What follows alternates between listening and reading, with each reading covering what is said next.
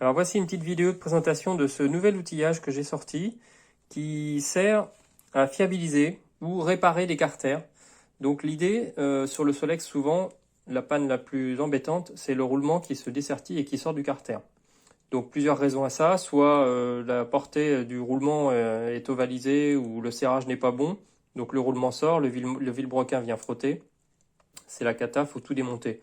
Ou alors un démontage précédent qui a été mal fait et la lèvre ici de matage, de sertissage du roulement, elle est cassée et donc elle n'existe plus. Donc pour solutionner ce problème ou fiabiliser dans l'idée de faire de la compétition, on peut mettre une vis ici de retenue de chaque côté. Alors c'est une opération que je fais directement sur les carters que je commercialise, carters en alu. Et vous voyez, il y a une vis de chaque côté. Ça existait aussi sur les premiers Solex, les vieux modèles.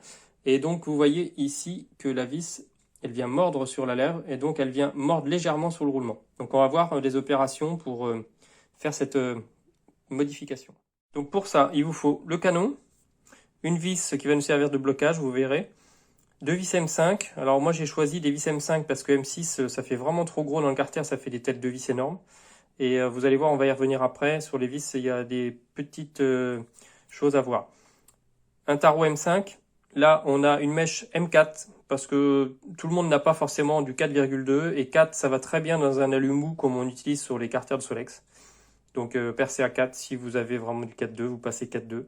On a une mèche de 10 qui va permettre de faire le chambrage de la tête de vis et puis donc l'outil pour tourner le tarot tourne à gauche. Donc comme vous pouvez le voir, on a trois opérations à réaliser. Donc on a trois séries de trous. Le trou pour le perçage, les trous pour le taraudage, les trous pour faire le chambrage avec la mèche de 10 des têtes de vis. Pourquoi à chaque fois trois trous? Tout simplement, on a des grosses variations dans le commerce sur les diamètres de vis M5. La tête de vis, sur celle-ci, elle fait 9,5. Mais on peut arriver à avoir des variations jusqu'à des vis qui arrivent à 10 mm de diamètre. Donc, si vous avez une tête de petit diamètre, vous prenez ce trou-là, ce sera le plus proche du roulement, du centre du roulement. Ici, vous vous éloignez de 2 dixièmes. Ici, encore de 2 dixièmes. Donc vous comprendrez que plus votre vis a une grosse tête, plus vous devrez prendre le trou éloigné.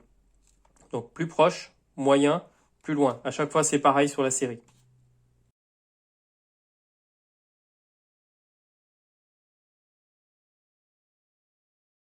Première opération, c'est le perçage.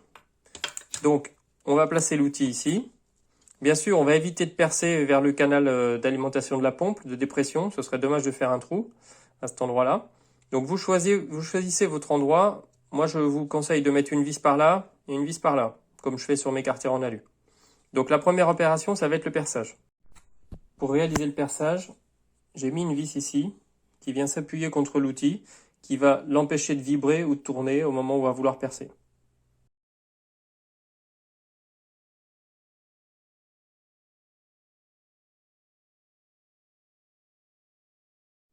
Donc, deuxième étape, le taraudage. Donc si vous avez choisi le premier canon de perçage, vous choisissez le premier canon de taraudage. Vous mettez encore la vis de blocage pour stabiliser l'outil, c'est un peu moins important pour le taraudage, et puis on taraude à la main, en faisant des quarts de tour pour casser le copeau. Donc le taraudage est fait, on voit le filetage pour la vis. Maintenant il reste à faire la dernière opération.